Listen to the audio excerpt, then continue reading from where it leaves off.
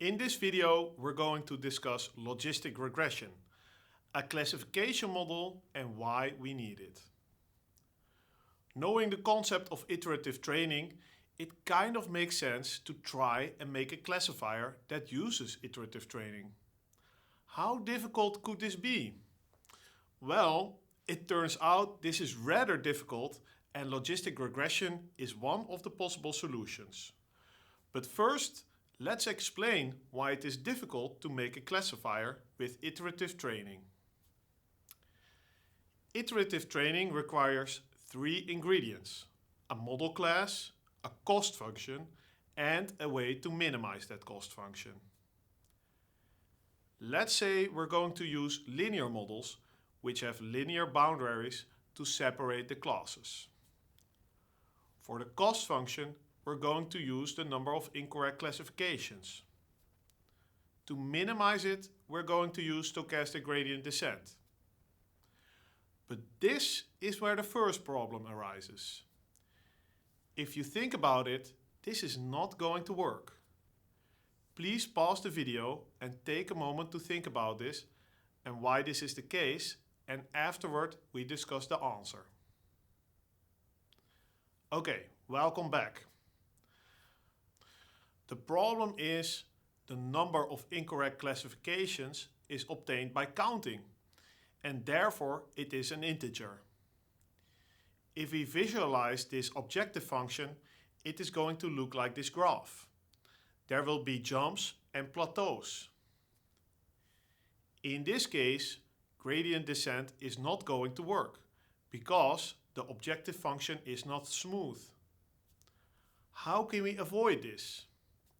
Well, a second idea could be, why don't we just use linear regression? After all, we can train it iteratively, so let's see how that could work.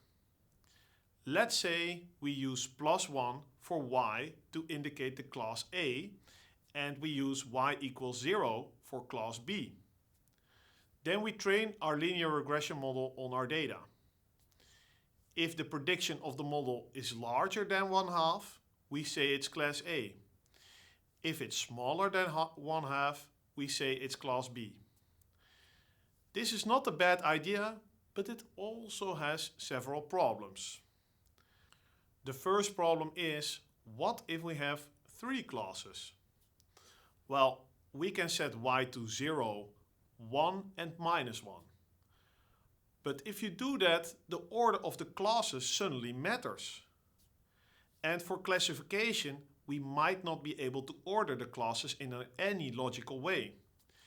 This is only possible for regression. So there is no straightforward extension of this approach to more than 2 classes. There is also a second problem.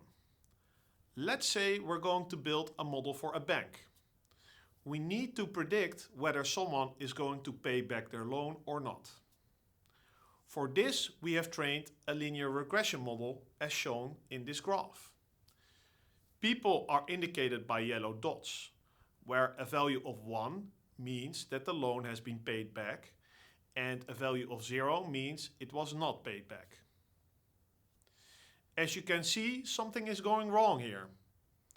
Is this regression line really giving us the probability of paying back a loan? The answer is no. The predictions of a linear regression model cannot be interpreted as a probability, because this model can predict a negative number or a value larger than 1. Therefore, these cannot be probabilities. However, a bank would really like to know what these probabilities are of a person paying back their loan. This probability of observing a particular class, given the features, is called the posterior probability. In many cases, this probability is useful to know. This is what logistic regression does. It predicts the posterior probability for each class. This graph illustrates logistic regression trained on our loan data. We see towards the right that the probability is going to 1, and on the left the probability is going to 0. The prediction is always between 0 and 1, as you would expect for a probability. Okay, let's summarize why we want to use logistic regression. Logistic regression uses iterative training for classification. It works well with more than 2 classes. Logistic regression not only predicts the class, but it also predicts the posterior probability for each class.